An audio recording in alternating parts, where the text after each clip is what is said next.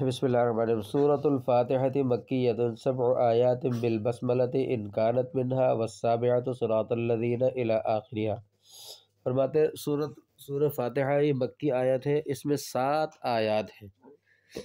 اب کہتے ہیں کہ 7 آیات ہیں، بسم اللہ سمیت 7 آیات ہیں اگر بسم اللہ اس میں سے ہو، یعنی بسم اللہ اگر اس کا حصہ ہو تو بسم اللہ سمیت 7 آیتیں بنیں گی، کیونکہ سورت کی 6 آیتیں ہیں اور 7ویں بسم اللہ۔ اور کہتے ہیں کہ اگر بسم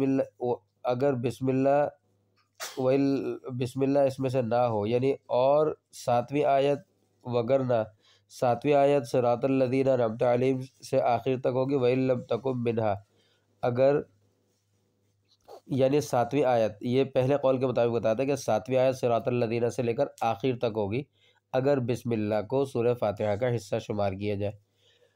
وَإِن لَّمْ تَكُن مِّنْهَا، اور اگر بسم اللہ سورہ فاتحہ کا حصہ نہ ہو تو فَالسَّابِعَةُ غَيْرُ الْمَغْضُوبِ عَلَيْهِمْ، تو پھر 7ویں آیت صراط الذین انعمت علیہم تک 6ٹھی آیت ہوگی، اور غیر المغضوب علیہم ولا الضالین، غیر المغضوب علیہم ولا الضالین یہ جو ہے آخر تک یہ 7ویں آیت ہوگی۔ یہ جو یہاں تک کی جو بات بیان فرمائی ہے یہ سورہ فاتحہ یعنی بسم اللہ سورہ فاتحہ کا جز ہے یا نہیں، اس بارے میں جو احناف اور شوافی کا اختلاف ہے، اس اختلاف کو بیان فرمایا مفسر رحمۃ اللہ علیہ نے۔ وَيُقَدَّرُ فِي أَوَّلِهَا قُولُوا، اور فرماتے ہیں کہ اس کے شروع میں قولوا یہ مقدر ہے، لِيَكُونَ مَا قَبْلَ إِيَّاكَ نَعْبُدُ مُنَاسِبًا لَهُ بِكَوْنِهِ مِن مَّقُولِ بَعْدِ، فرماتے ہیں کہ شروع میں قولوا الحمدللہ سے پہلے قولوا مقدر مانا جائے گا، تاکہ یہ کرنے کے بعد إِيَّاكَ نَعْبُدُ سے پہلے جو ہے یہ ساری کی ساری بندے کا مقولہ بن جائے، یہ قول ہوگا، قولوا جو ہے یہ قول ہوگا، اور پھر یہ بندوں کا مقولہ ہوگا، اس لیے یہ تحقیق نحوی اور بلاغت کو بیان فرمایا، تحقیق نحوی اور بلاغت کو۔ وَيُقَدَّرُ فِي أَوَّلِهَا، وہ اختلاف الی آخریہ تک، اختلاف احناف و شوافی کا اختلاف کہ سورہ فاتحہ کا جز ہے یا نہیں بسم اللہ، جو طحاوی شریف میں بھی ہم نے پڑھا ہے نا، یہ تحقیق نحوی اور بلاغت۔ بسم اللہ الرحمن الرحیم، الحمدللہ، تمام تعریف اللہ تعالیٰ کے لیے، جملۃ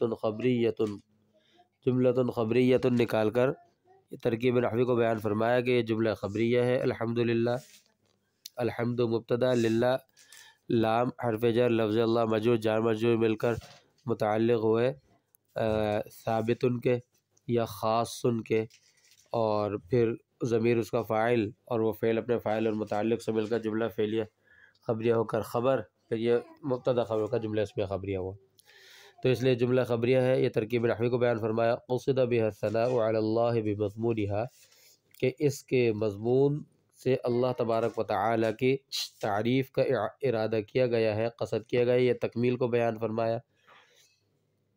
علی انہ تعالی مالک لجمیع الحمد من الخلق او مستحق لان یحمدوہ، یہ کس وجہ سے اللہ تعالیٰ کے حمد کا ارادہ کیا گیا ہے، یعنی ما علیہ الثناء، اس کو بیان فرماتے ما علیہ الثناء یا ما علیہ الحمد، علی انہ تعالی، یہاں سے کہ اس لیے کہ اللہ تعالیٰ تمام لجمیع الحمد، اپنی مخلوق کی جتنی بھی تعریفات ہیں ان تمام تعریفات کے مستحق اللہ تعالیٰ ہے، یا اللہ تعالیٰ اس بات کے مستحق ہے کہ یعنی تعریف کیے جانے کے مستحق اور قابل اللہ تعالیٰ ہی ہے کہ اللہ تعالیٰ کی تعریف کی جائے۔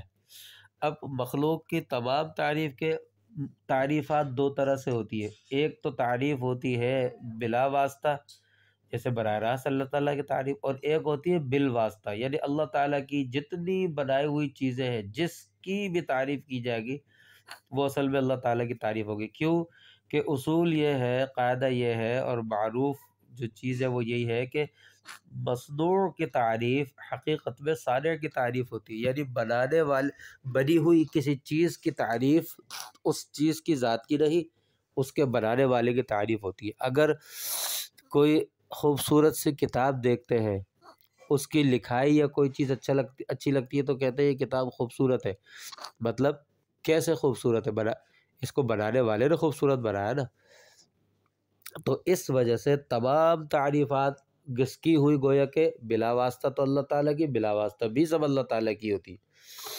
تو یہ ما علیہ الثناء کو بیان فرمایا یا ما علیہ الحمد. آگے فرماتے ہیں واللہ تعالی علم علی المعبود بحق. اب یہ لفظ اللہ کی تعریف کرتے ہیں کہ لفظ اللہ جو ہے یہ معبود برحق کا علم ہے، معبود برحق کا علم ہے. رب العالمین جو تمام عالموں کا رب ہے، ای مالک جمیع الخلق من الانس والجن والملائکۃ والدواب وغیرہم، یعنی تمام مخلوق کا مالک ہے، انسان ہو، جنات ہو، فرشتے ہوں اور جانور ہوں، ان کے علاوہ جو بھی مخلوق ہے. یہ نکال کر بتا دیا کہ العالمین پر جو الف لام ہے یہ استغراق کے لیے ہے،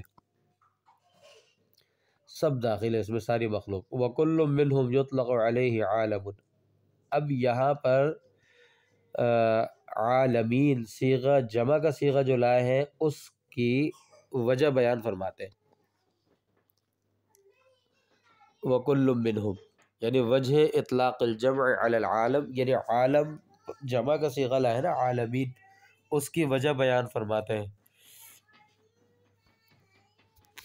وَكُلٌّ مِّنْهُمْ فرماتے ہیں کہ ان میں سے جو مخلوق بیان کی ہے ان میں سے ہر ایک پر عالم کا اطلاق کیا جاتا ہے، کہا جاتا ہے عالم الجن انس و عالم الجن الی غیر ذالک. یہ عالمین صیغہ جمع لانے کی وجہ تسمیہ کو بیان فرمایا. فرماتے وغلب فی جمعہ بالیاء والنون اولو العلم علی غیرہ وهو من العلامت لأنه علامت علی موجدہ. اب یہ ایک سوال ہوتا ہے، سوال کہ اگر ہم دیکھیں تو مخلوق میں ذوی العقول تو کم ہے، انسان ہے صرف ذوی العقول، غیر ذوی العقول زیادہ ہے، لیکن یہاں جمع جو لے کر ہے عالمین یا اور نون کے ساتھ حالت نسبی و جری کی صورت ہے. تو یا اور نون کے ساتھ جو جمع لائے ہیں یہ جمع تو ذوی العقول کے لیے آتی ہے، جبکہ مخلوق میں زیادہ غیر ذوی العقول ہے. تو اس کا جواب یہ دیا کہ ذوی العقول کو غلبہ دیتے ہوئے جمع بھی یا اور نون کے ساتھ لائے ہیں، کیونکہ یہ اس کے موجد پر علامت ہے، جو اس کے موجد کی علامت ہے، بنانے والے کی علامت ہے. اس لیے سوال یہ ہوتا ہے کہ عالم کی جمع یا اور نون کے ساتھ کیوں لائے؟ یہ تو ذوی العقول کی جمع آتی ہے، جبکہ مخلوق میں ذوی العقول کم، غیر ذوی العقول زیادہ ہے. یعنی ذوی العقول تو انسان ہے نا، باقی سب غیر ذوی العقول ہے. تو اس کا جواب دیا کہ ذوی العقول کو غلبہ دیتے ہوئے جمع بھی ذوی العقول والی لائے نونیا کے ساتھ، اس لیے. اور یہ جو ہے ذوی العقول یہ اس کے موجد پر یعنی عالم کے موجد کی علامت ہے، بنانے والے کی علامت ہے. نون اور یا کے عالمین لائے نا، یعنی مونس نہیں لائے، کیونکہ غیر ذوی العقول کی جمع تو مونس آتی ہے، الف اور تا کے ساتھ آنی تھی. ای الرحمن الرحیم رحم کرنے والے اور مہربان ہے، ای ذی الرحمتی، ای ذی الرحمتی یعنی رحمت والے ہیں. یہ بلاغت کو بیان فرمایا. وہی ارادۃ الخیر لأہلہ، یہ بھی ایک سوال کا جواب ہے کہ رحمت اس سے مراد کہ رحمت کا جو اہل ہے اس کے ساتھ خیر کا ارادہ کرنا. یہ ایک سوال کا جواب ہے. سوال یہ ہے کہ رحمت تو رقت فی القلب کو کہتے ہیں، دل کے یعنی نرم ہونے، یعنی رقت فی القلب کا نام ہے رحمت تو. اور اللہ تبارک و تعالیٰ کے لیے تو رقت فی القلب محال ہے. کیوں کہ رقت فی القلب دل میں جو نرمی وغیرہ ہوتی ہے آتی ہے یہ تو متاثر ہونے کی وجہ سے آتی ہے، جبکہ اللہ تعالیٰ مؤثر ہے، متاثر نہیں ہے. اللہ تعالیٰ اثر ڈالتے تو ہے، اللہ تعالیٰ اثر قبول نہیں کرتے. تو اس کا جواب دیا کہ یہاں مراد نتیجہ ہے، یعنی خیر خواہی کا اس کے اہل کے ساتھ ارادہ، خیر خواہی کا ارادہ کرنا، یہاں نتیجہ مراد. مالک یوم الدین جو قیامت کے دن کے مالک، الجزائے، الجزائے نکال کر الدین کے لغوی معنی بیان فرما دیے یوم الدین کے. وہو یوم القیامت، اور وہ قیامت کا دن ہے. یہ یوم کی تعین کر دی. وخص بالذکر لأنه لا ملک ظاہرا فیہ لأحد الا للہ تعالی. فرماتے ہیں کہ قیامت کے دن کے ساتھ خاص کیوں کیا ہے؟ بادشاہت تو اللہ تعالیٰ کی ابھی بھی ہے، لیکن فرماتے ہیں کہ اس کے ساتھ خاص اس لیے کیا ہے کیونکہ اس وقت ظاہری طور پر، آج کل تو ظاہری ملکیت بادشاہت اوروں کی بھی ہے، انسانوں کی بھی ہے، فرماتے ہیں لیکن اس دن ظاہری بادشاہت بھی صرف اللہ تعالیٰ کی ہوگی، حقیقی بادشاہت تو ہے ہی اللہ تعالیٰ کی۔ تو یہ بیان بلاغت کو بیان فرمایا۔ بدلیل، اس کی دلیل کیا ہے؟ لمن الملک اليوم للہ الواحد القہار، یہ اس کی دلیل ہے، یہ بیان استشہاد، یہ بیان استشہاد۔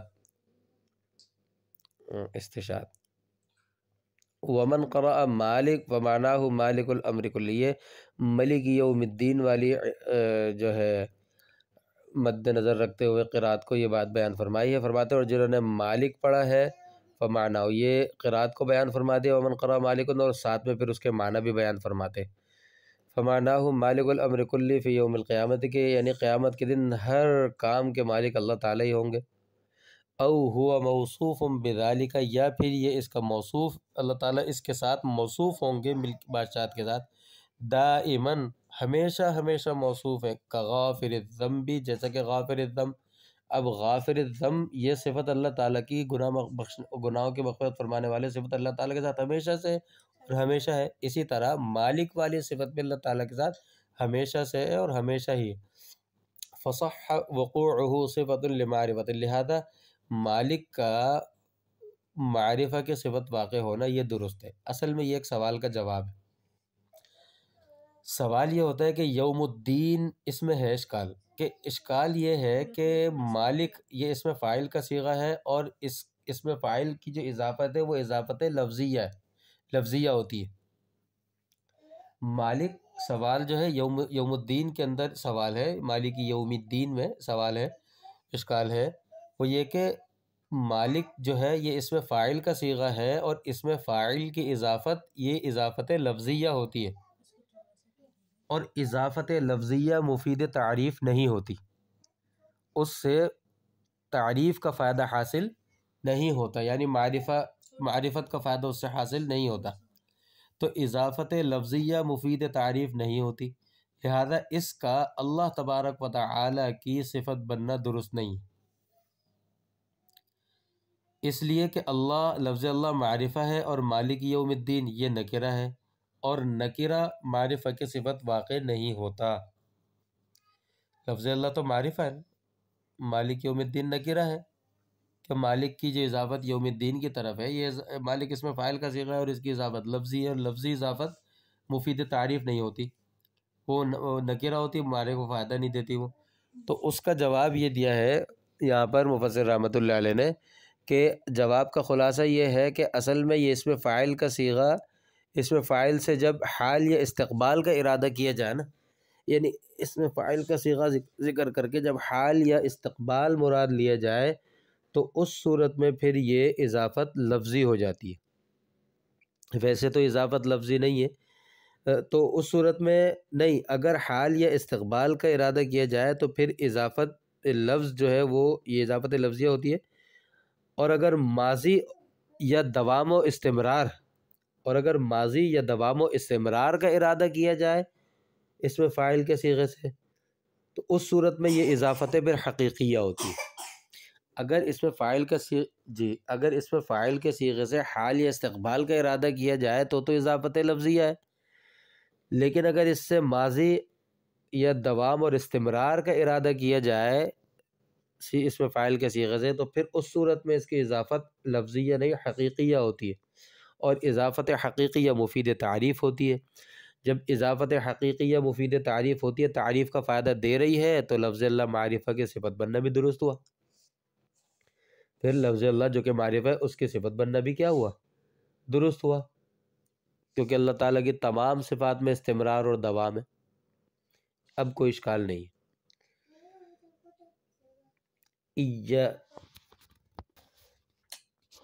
ایاک نعبد و ایاک نستعین ای نخصک بالعبادت، ایاک نعبد و ایاک نستعین، ہم آپ کی عبادت کرتے اور آپ ہی سے مدد طلب کرتے ہیں، ای نخصک بالعبادت بالتوحید وغیرہ، یعنی ہم آپ کو ہی عبادت کے ساتھ خاص کرتے ہیں، توحید اور اس کے علاوہ جتنی بھی عبادات ہیں، یہ حصر، بیان حصر، بیان حصر۔ وَنَطْلُبُ الْمَعُونَةَ، ایاک نعبد کے حصر کو بیان فرمایا، آگے فرماتے ہیں وَنَطْلُبُ الْمَعُونَةَ عَلَى الْعِبَادَةِ وغیر، عبادت پر اور غیر عبادت، عبادت کے علاوہ ہر چیز ہر چیز پر جو ہے ہم آپ سے ہی مدد طلب کرتے ہیں۔ یہ یہ عموم محل کو بیان فرمایا، محل کے عموم کو بیان فرمایا۔ اہدنا الصراط المستقیم، ہمیں سیدھے راستے کی طرف ہدایت دے دیجیے۔ ای ارشدنا الیہ، کہ ہمیں اس کی طرف رہنمائی فرما دیجیے، ہدایت دے دیجیے۔ لغوی معنی بیان فرمائے۔ ویبدل منہ، فرماتے کہ اسی سے اہدنا الصراط المستقیم، الصراط المستقیم سے بدل واقع ہو رہا ہے، یہ ترکیب کو بیان فرمایا۔ صراط الذین انعمت علیہم، ان لوگوں کا راستہ جن پر آپ نے انعام کیا۔ بالہدایتی، یہ انعام کی صورت کو بیان فرمایا۔ ویبدل من الذین بصلۃ، اور یہ الذین سے اس کے صلے سے بدل واقع ہو رہا ہے، الذین کے صلہ جو ہے اس سے بدل واقع ہو رہا ہے، یہ ترکیب نحوی کو بیان فرمایا۔ غیر المغضوب علیہم، نہ کہ ان لوگوں کا راستہ جن پر آپ کا غصہ ہوا، وہم الیہود، وہ یہود ہیں۔ یہ نکال کے بتا دے کہ المغضوب پر جو الف لام عہد خارجی کا ہے، ولا اور نہ کہ، وغیر نکال کر بتا دیا کہ لا جو ہے غیرہ کے معنی میں یعنی صفت کے لیے ہے۔ الضالین، نہ ان لوگوں کا راستہ جو گمراہ ہوئے، وہم النصارى، وہ نصارہ ہے، یہ نکال کر بتا دے کہ الضالین پر جو الف لام عہد خارجی کا ہے۔ وَنُقْطَةُ الْبَدَلِ إِفَادَةُ أَنَّ الْمُهْتَدِينَ لَيْسُوا يَهُودًا وَلَا نَصَارَى، فرمایا کہ یہ جو بدل واقع ہو رہا ہے نا، غیر المغضوب علیہم ولا الضالین، تو یہ بدل کا نقطہ اس بات کا فائدہ دیتا ہے کہ ہدایت یافتہ یہودی یا نصرانی نہیں ہو سکتا، یعنی یہودی اور نصرانی ہدایت یافتہ نہیں ہو سکتا، یہ بلاغت کو بیان فرمایا۔ واللہ اعلم بالصواب، یہ اللہ تبارک و تعالی ہی درست بات کو زیادہ جانتے ہیں، یہ بیان اختتام، یہ بیان اختتام۔ وَإِلَيْهِ الْمَرْجِعُ وَالْمَآبُ، اسی کی طرف لوٹنا اور ٹھکانہ ہے، یہ بیان عقیدت اہل سنت والجماع، اہل سنت والجماعت کا عقیدہ کو بیان فرمایا۔ وصلی اللہ علی سیدنا محمد وعلی آلہ واصحابہ الطیبین الطاہرین، اور درود و سلام ہو ہمارے آقا سردار حضرت محمد صلی اللہ علیہ وسلم، درود ہو ہمارے آقا محمد صلی اللہ علیہ وسلم پر اور ان کی آل پر اور ان کے صحابہ پر، الطیبین الطاہرین، جو پاکیزہ ہیں، پاک ہیں اور پاکیزہ ہیں۔ صلاۃ و سلاما دائمین، ایسا درود اور سلام جو ہمیشہ ہمیشہ ہو، متلازمین، لازم ہو، الی یوم الدین، آخرت کے قیامت کے دن تک۔ والحمد للہ رب العالمین، اور تمام تعریفیں اللہ کے لیے جو کہ رب العالمین ہے۔ یہ ہے طریق صلاۃ و سلام اہل سنت والجماعت، طریق صلاۃ و سلام اہل سنت والجماعت، اہل سنت والجماعت کے نزدیک درود و سلام کا طریقہ۔ وآخر دعوانا الحمد للہ رب العالمین۔